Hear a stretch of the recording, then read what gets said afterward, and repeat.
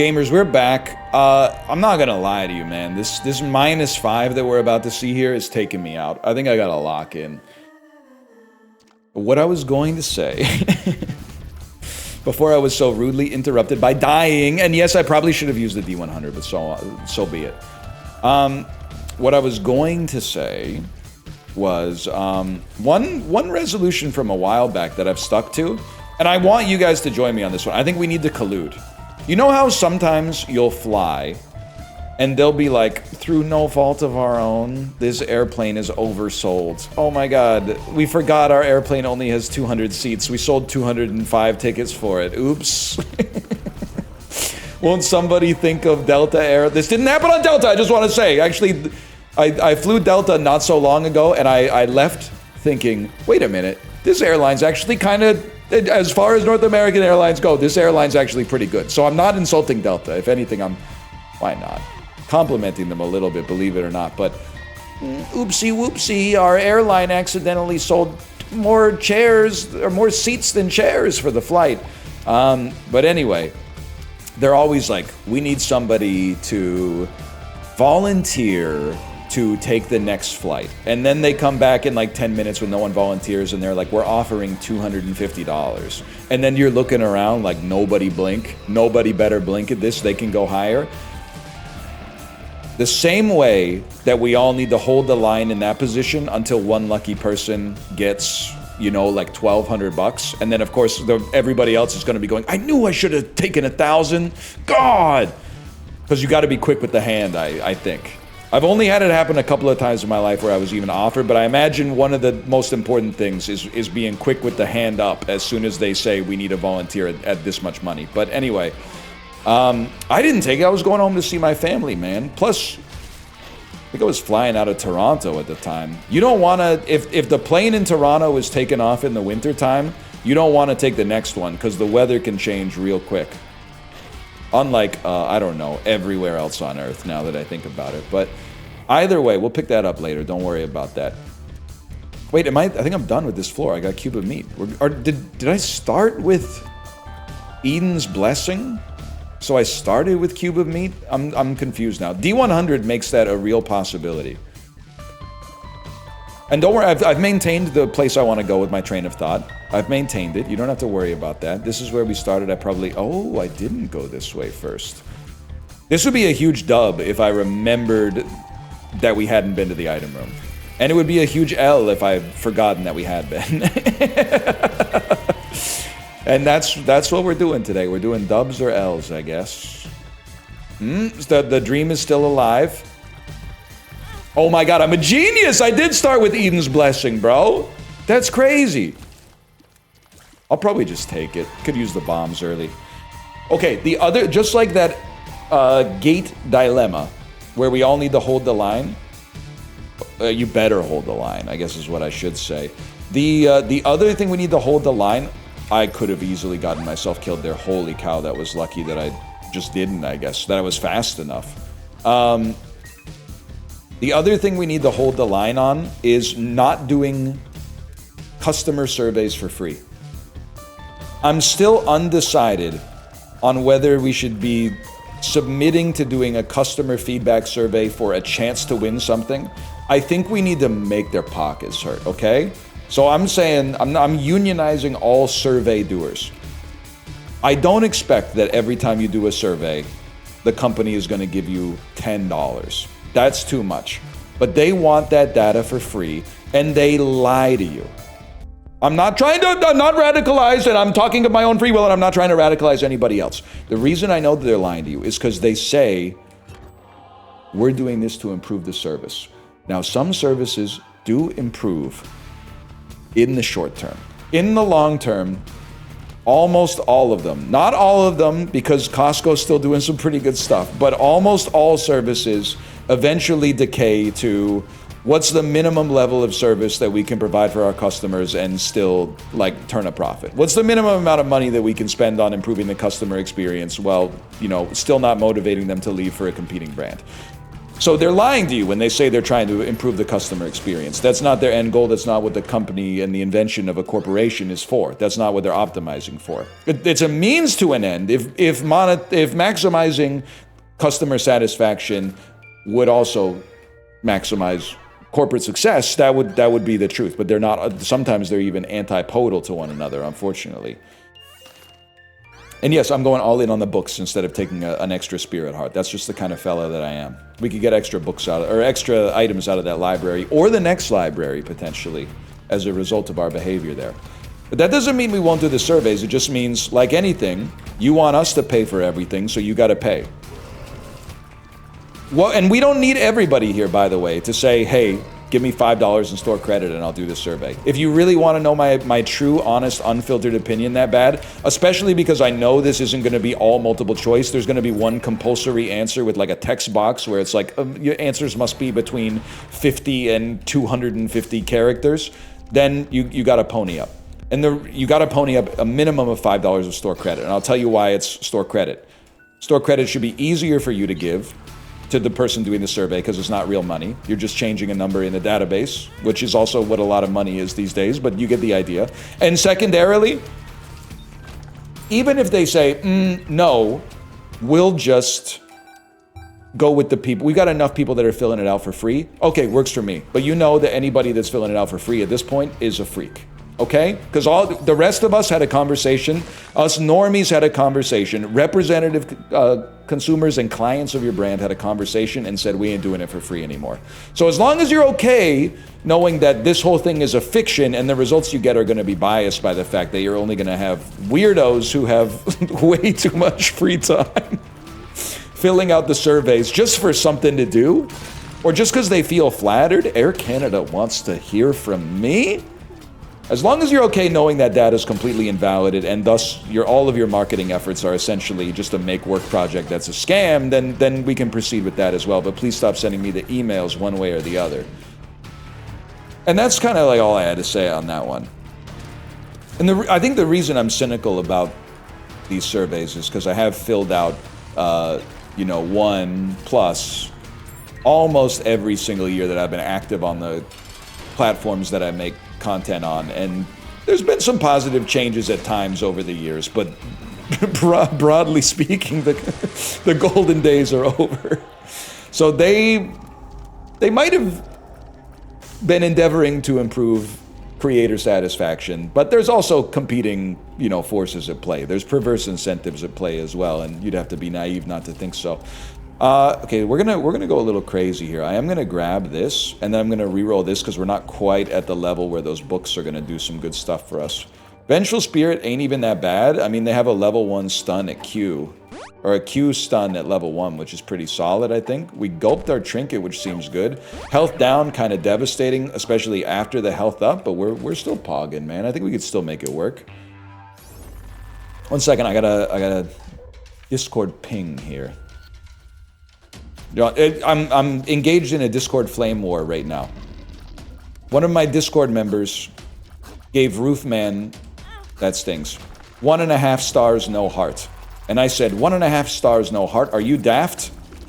How could you be so hateful towards this movie? Now you might say, NL, what'd you give Roofman? 3.5 stars, no heart. And then they replied, I found it completely anodyne. Why am I supposed to care about this character? Hang on, in order to interface with this, what does anodyne mean? Not likely to provoke dissent or offense. Inoffensive, deliberately so. Nah, you cooked with that one. They made the Roofman too sympathetic. I'm not going to type the rest of this, but if they made him a little bit more menacing, which I feel like the character must have been a little bit more menacing IRL too, not to fall into the trap of like all art should just reflect reality, because I just watched Begonia, and I'm hoping that didn't happen IRL, man, or I got to make some calls. They kind of cooked with that. I still liked Roofman, but was it anodyne? I think, yes, it was likable.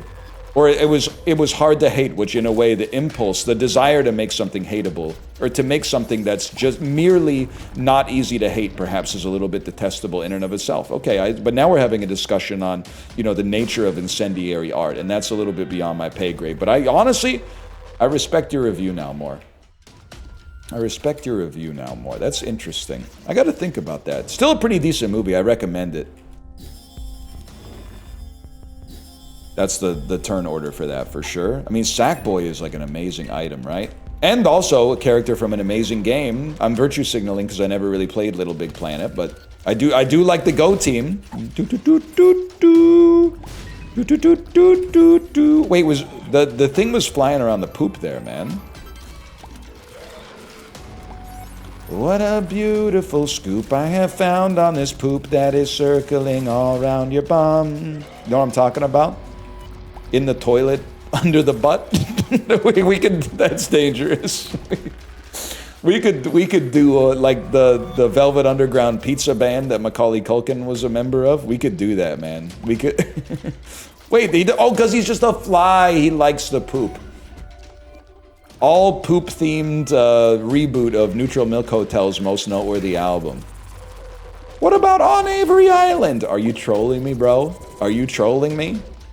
Come on. Are you crazy? I just walked over here. Guys, listen to Steely Dan. That's one thing you've missed if you only watch Isaac and are just returning. I'm a big Steely Dan head now. They're calling me the White John Mulaney.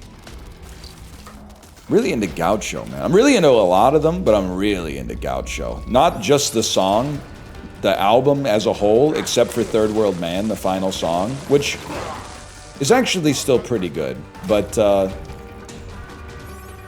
also the song, because the song is really good, and I don't care if he stole it.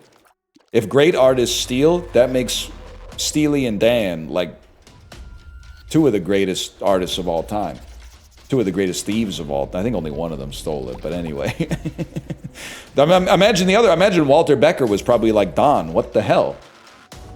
You stole the song? Just when I said, boy, you can't miss. Well...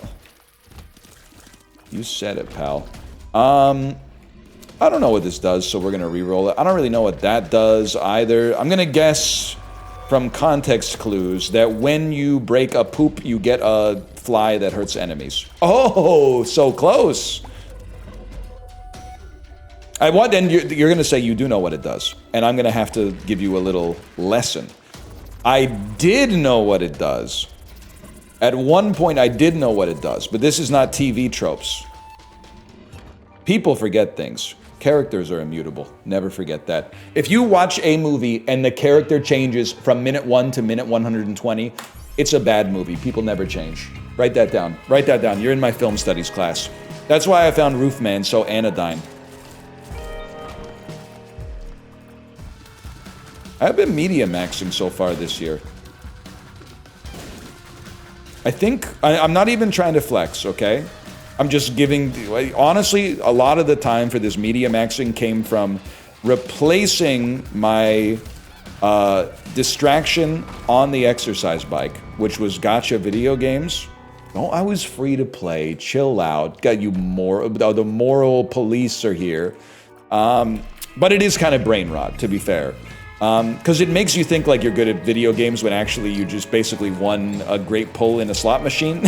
And you're like, wow, I'm awesome at this game.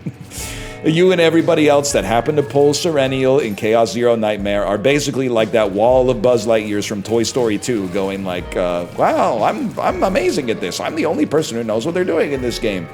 So I replaced that with like watching movies. And I gotta tell you, spending time watching movies, one of the greatest ways to watch more movies. Already in this year, I think I've watched like, maybe, I'm sorry to say this, I genuinely think it is 6 or 7 movies. I have 30 minutes left in Brooklyn, which is the Saoirse Ronan film from 2015 that I don't even know why I'm watching it. I guess I'm watching it because I heard it was good, and it was served up to me by the carousel on the front of Prime Video, and I went, sure, I'll give it a try. I like Saoirse Ronan. I love Lady Bird. Grand Budapest Hotel. Haven't seen Little Women yet. Probably would have been a better move, because to be honest, I'm not really having an awesome time with Brooklyn so far. It seems to me a little too Robert Zemeckis-esque, a little sappy, a little schlocky, centered around like a will they or won't they sort of romance that feels to me like it has no weight to it. But good performances, I'll say. I watched Begonia, which I thought was pretty good. A divisive movie. I liked it, even though it's not my GOAT, Yorgos Lanthimos film. Saw Together. You're going to notice a running theme. I saw a lot of films that I thought were pretty good, but not quite great. I saw Together, the Alison Brie, Dave Franco movie, that I thought was pretty good. Not great, but pretty good. 3.5. Plug a little Tim, but they chill. I saw Roof Man, which I thought was good, but not great. And then what else did I? Oh, I saw The Naked Gun, which I thought was great. And I saw First Reformed, which I thought was one of the best movies ever made. But that's like, if you thought I wasn't media maxing, and that's before I even mentioned the fact I got a few books in the hopper too. I read The Death of Ivan Ilyich by Leo Tolstoy, Audition by Katie Kitamura, and Tau Zero, which I do not recommend. But either way, there you go. There's my media drop recently. And like just that 2 weeks of media is like more media than I think I might have consumed in the latter half of 2025, which is, I feel like it's like my brain is healing a little bit. I would stop short of saying that gacha is bad for you. And the reason I say that is because I was exercising while playing it. But it certainly would be disingenuous to say that there wasn't a better use of the time. Or a better paired activity to go with the biking. I don't shy away from a New Year's resolution, man. I think it's juvenile and Reddit. I'm basically just using Reddit as a pejorative here. I think it's juvenile and Reddit coded to be anti-resolution because, well, there's a couple of reasons that commonly come up. One is, if you really wanted to make a change, you would have done it already. False. People's priorities change all the time. You age, you get older, you get smarter, you get dumber. Things change in your life that necessitate you spend part of a year where you get busy sliding into a pattern of behavior that doesn't serve you well, and use the new year as an opportunity to take stock of your life from a higher level and see how some small changes might lead to some improvements in areas that you actually value. You know, this isn't a video game. It's not like, well, if you wanted Knights of the Round, you should have gone and gotten the Golden Chocobo back when you were in Golden Saucer, bro. Like, I didn't have that intel back then. I'm a different fella now. We gotta take this, right? This is amazing. Also, the only way you can fail a resolution is if you don't try. And I'm not trying to be way too, like, you know, the type of wisdom you might see on a mug or something like that. But if your goal was to lose weight, if your goal was to lose 20 pounds and you gave up after you lost 6 pounds, you didn't fail your resolution. You stopped short. You lost 6 pounds. Even if you put on 20 pounds after that, that's still 6 pounds less than you would have put on if you... Do you see what I'm getting? An excuse to dedicate yourself to doing something that serves you well, even if you stop short of a goal that was maybe set at too lofty a height, is a cause célèbre. Let's put it that way. That's the way I'm going to choose to think about it as well. Plus, the other thing is, I think it's like small brain to be like, I don't want to set a goal. What if I fail it? The secret is, in my opinion, set like 8 goals.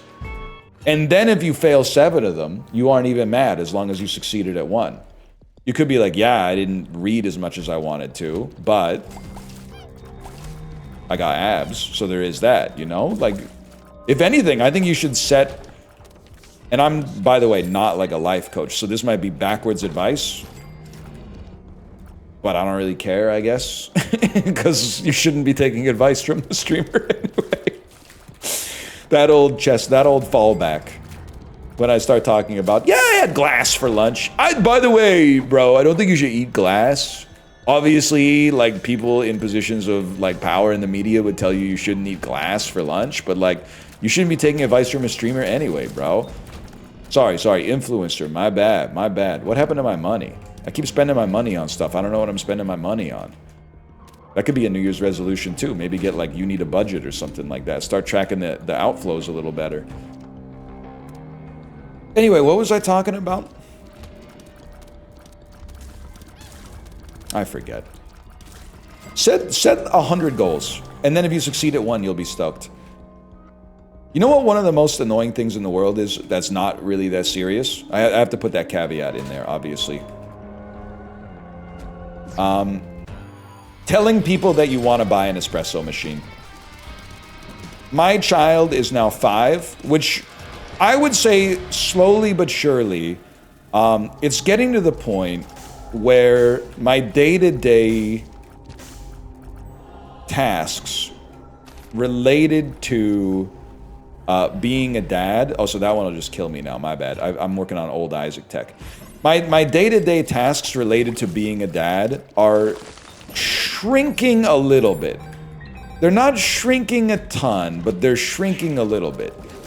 You know, we're still reading a lot of stories at bedtime. We're still doing bath time. We're still cooking the dinner. We're still doing a lot of playtime. We're still going to the park. We're still going to birthday parties, blah, blah, blah. But, like, as an example, probably different for every kid, but my kid at age 5 is getting a lot better at regulating her own emotions. Which means there's less breakage every day. That's going to save us a lot of problems. You lose less time ambiently every day to just like a surprise temper tantrum or breakdown, or like, you know, I wanted to wear this pair of sunglasses, but we were wearing this pair of sunglasses instead. And that's not me making a knock at my kid's expense. It's just a necessary part of, like, you know, child development. You get a little older, you get a little bit better at managing your emotions. You enter your teenage years, you become too good at managing your emotions. You never show any emotion to anybody. And then you spend like maybe 10 or 15 years learning to show your emotions to the people in your life that you love again, so that you can appear to be a human being instead of a mindless automaton. So she's halfway up the ladder there, or partway up the ladder at least. So that's got me thinking, as I gradually claw back a little bit of time for thriving instead of just surviving, that's got me thinking stupid stuff, like I should get an espresso machine. And I think the thought is fine. I never should have told anybody, man, because it's a rabbit hole. I wanted to get an espresso machine because as I've gotten older, I've come to appreciate, and if you'll forgive the phrasing here, I've come to appreciate milk drinks from coffee shops. I have 1 to 2 coffees a day. The first one's usually a black cold brew, straight to the face, right after I wake up. That one's more for like necessity, to be honest. And then sometimes in the middle of the day, I'll find myself, honestly, if I may, I quit drinking alcohol like a year and a half ago, okay? Socially, it's been a very minor impact. I still get invited out, but when I'm with new people, sometimes I have to be like, I actually don't drink alcohol. And then I have to have a little conversation about like, why, essentially. And I'm like, because even having 1 beer turns 8 hours of sleep into like 1.5 hours of sleep, even though I'm in bed for 8 hours, because I'm old. I was also on that 1 coffee a day kick for a while, and that to me was actually like way more of a social debuff, weirdly enough, because I was going out, like my daughter's in school, so we're hanging out with some of the parents from my daughter's school, and we're like going out to coffee shops and stuff like that, and they're like, yeah, I'll have a cortado, and then I would go, oh, I'm good with just water. And they would go, you don't drink coffee? And I'd be like, no, I only drink 1 a day. And then they would say, when did you have your last one? I'd say 9 hours ago.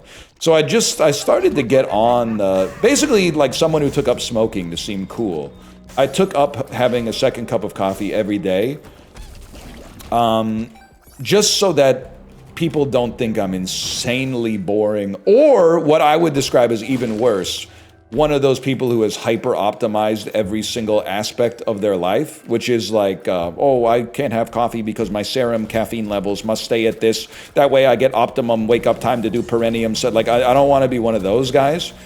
I didn't want the caffeine to screw up my sleep, but it turns out I could tank it. So the second coffee was usually just something that's, you know, something nice, a cortado, a flat white, you know, a latte with oat milk or something like that. So I said, you know what? It'd be nice to have that second coffee at home. Also, I feel like there's a little aura if we had company over. I could be like, oh, do you want a coffee? And they'd be like, sure. And then I'd be like, what kind? And hit them with the, you know, the... As soon as I told my Discord I wanted to get a milk drink machine, oh man, all of a sudden...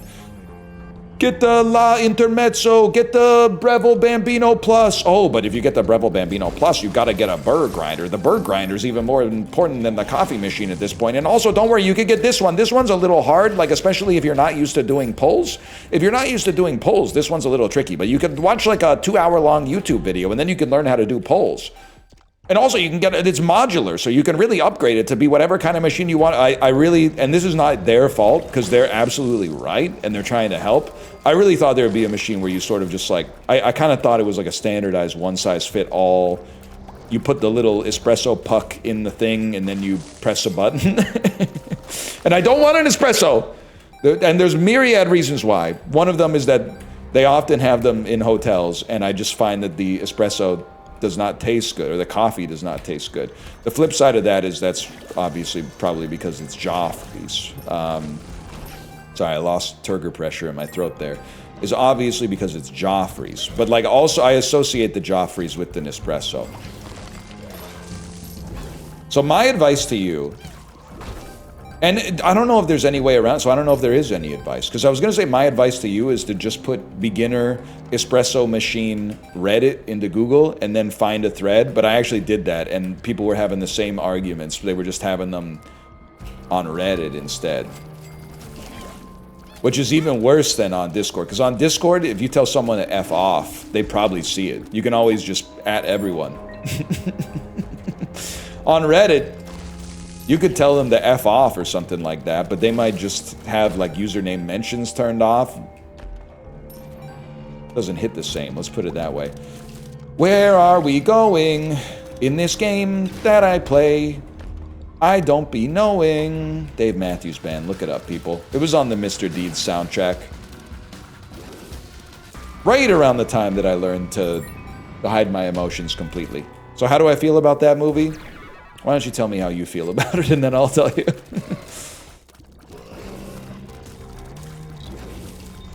Feels good to Media Max, though. I don't know about the espresso machine. That may be a hanging chad as we get through 2026.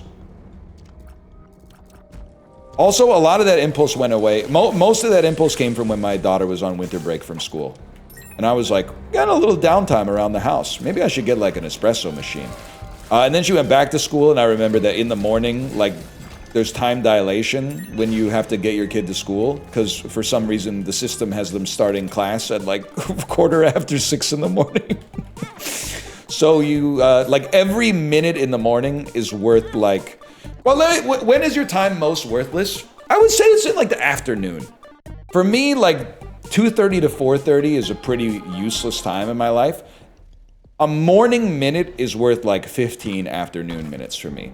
Now, it comes back a little bit in the evening. Like, when you really want to go to bed, time is worth more. I think you would not disagree with this statement. Like, if you're like, I want to go to bed at 9, and all of a sudden... Oh, I didn't even see that. And all of a sudden, it's like 9:01. It's like every minute after that is very, very valuable. Like, I think it's possible, if you want to go to, and I can't believe I said 9. I didn't even, like, launder the time, but that is the time that I would like to go to bed most of the time. And it rarely works out, but that's how you know I'm speaking from experience at the very least. Where am I, bro? Oh, my God. We're just going to wander for a bit. I hope that's okay. I've been in that room, obviously. Yeah, I've been to every room, bro. Yeah. Super secret room? Yeah, I've been to every room. I've been to the super secret room, bro. I've been to every room. Have I been to the black market? Well, I've been to every room, so yeah, I've been to the black market. Know what I'm talking about, fellas? Oh, we'll take that for some reason. For some reason, I was real excited about that. Chariot could be pretty good if I could actually get back to the blood bank, which I'm choosing to lock in and say is right over here.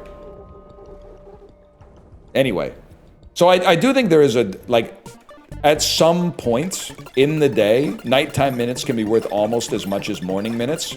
Like, if I want to go to bed at 9 and it's 11:45, every single one of those minutes is precious. If you want me to do something, there better be something in it for me, okay? Unless it's really important, in which case there's something in it for me, the value of a job well done. Otherwise, oh, I'm spending all my money, honey, and spending time on me every time I shoot. Because I'm shooting coins on occasion. Now I get it, bro. But otherwise, static and agnostic of all extenuating circumstances, a morning minute is worth at least 3 afternoon minutes. Let's put it that way. And now that I find myself in that position, I find myself less enthused about the idea of taking like 20 minutes to make an admittedly good cup of coffee in the morning. But there were some, I had over winter break, I had some, and I'm not engaging in wordplay here, I swear it to you. I had some flat whites over winter break that had me daydreaming about them like the whole day. Which also might just be the biological dependency on the caffeine, but like, I had some pretty good coffee. And the best part is you're gonna say like where, and you're gonna expect me to name like a good coffee shop. It was just from like the spot. I don't know what to tell you. It was just from whatever was close. Maybe I should get an espresso machine, man. Now that I'm talking it out in my own head, it doesn't seem so, oh my God, Curse of the Lost again. I'm gonna freak out! I'm reining it in. What do you guys think about Bradley Cooper choosing to follow Maestro with an understated indie-esque comedy about marital issues filtered through stand-up? Do you think it's a man rediscovering like his creative voice in lieu of just making big swings to try to be recognized as a serious artist? I think it can only serve him well, man. I'm not 100% sure, to be honest with you, that I'm a full-on Bradley head, but I respect the decision. I'm a full-on Timothée Chalamet head, though, and I say that begrudgingly because I haven't seen Marty Supreme yet. And again, listen, people say stop using your kid as an excuse, but it's really hard to find a theater that'll let a 5-year-old into Marty Supreme. I got no problem with her watching it. It's just, you know, all the rules and regulations. I'm gonna have to smuggle her in.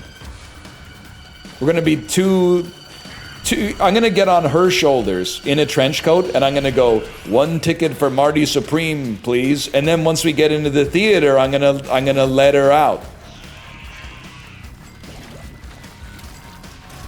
This is the way, bro. I gotta see that. I'm thinking about coffee, man. What can I say? I will say one thing that comes up a little bit, especially as she gets older, is like what kind of content we'll let her watch and what kind of content we won't. I'm taking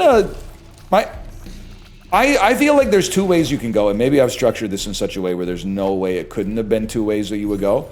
I think one way you do it is either a reaction to the way that you were brought up. Your parents are really strict, and you say, well, I'm going to do the opposite of that. I hated that my parents didn't let me watch PG-13 movies until I was 13, so I'm going to let my kid watch whatever, or at least be a little bit more lax. The other way is just run it back the exact same way your parents did. Hey, things sucked for me, so I'm gonna make them suck for her. That's what, if everybody's upset, then that's fair. I, on the other hand, have structured the bit in such a way that I can be the only free-thinking force that exists outside of this forced dichotomy. I'm kind of taking an it depends approach to the situation. I really, and this is somewhat controversial, I imagine, within the parenting community, I don't really care if my daughter hears occasional ambient swear words. I would not put on, you know, like a really raunchy 18-plus comedy for her to watch. There's a few reasons for that, not just the language, but like, I guess what I'm trying to say is I wouldn't deliberately be like, hey, you gotta see this, let it fly. Like, I'm not introducing her to South Park, and I guess there's myriad reasons for that too, but if she's watching something and somebody says a word, when it has happened before in the past, she'll go, Daddy, what does this mean? And I go, well, I'm not gonna tell you what it means. Here's what I'm gonna say. It's a bad word that you can't say. You might sometimes hear grown-ups say it when they're angry or something like that, but you should never say it. And that seems to, as of right now, that seems to be working out okay. There may come a time where, I mean, what's the worst? The worst that could happen, it's not like swearing or hearing swearing is going to turn her into a bad person. The worst that could happen is you're going to get a phone call or a passive-aggressive WhatsApp message from another parent that's like, hey, my kid said heck today. What gives? And I gotta be like, well, I don't think it's that bad. I don't consider like a swear word in a vacuum to be a corruptible force. Violence has been easy because I don't know if all kids are in the same domain here, but like my 5-year-old doesn't really want to watch stuff where people are like getting their heads chopped off and stuff like that. Just kind of like more innately interested in funny stuff and cute stuff. Not so much, you know, Dad, can we watch The Departed and stuff like that? Although she did watch Begonia with me. I'm literally kidding, okay? I'm literally... If I'd known what was happening in Begonia, I wouldn't have even watched it. I'm kidding. I would have watched it earlier. I would have watched it sooner. I will say, though, this came up, though, when we were on vacation.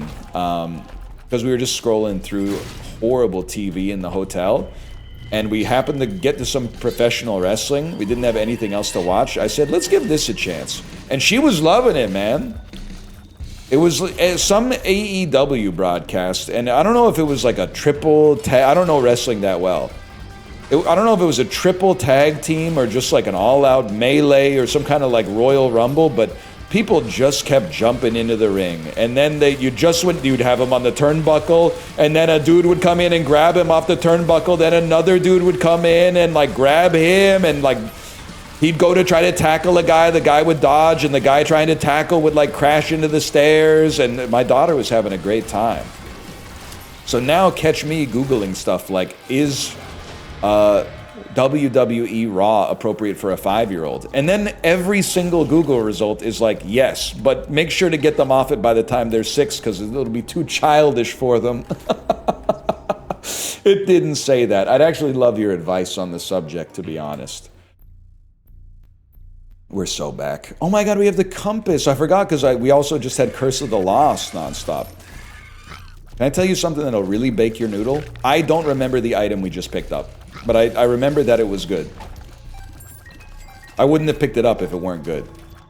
But I don't remember. That's Isaac, baby. It doesn't matter what your name is. Probably not this way, but we're here. I asked Dan, because I know his kids were into wrestling, and I was like, is Monday Night Raw, no, okay. Is Monday Night Raw age appropriate for a 5-year-old? And he was like, it mostly is. And I kind of feel like that's good enough for me. I kind of thought it was like raw in the sense that like, that was the one where dudes are getting like hit with barbed wire and stuff. Oh my God, I'm in trouble. It ends today. This is not getting the -6, okay? It's not gonna happen. That being said, it's impossible to dodge. What's coming down from the sky right now. I'm dead. Oh my God. Oh my God. Oh my God. Oh my God. Oh my God. I've got a 6 losing streak in Isaac. That being said, I'm having a great time, man. I hope you are as well. If you are, click the like button. I'll be back when I can, hopefully soon. Keep me posted on this espresso plus Monday Night Raw stuff, and I'll see you next time. Later.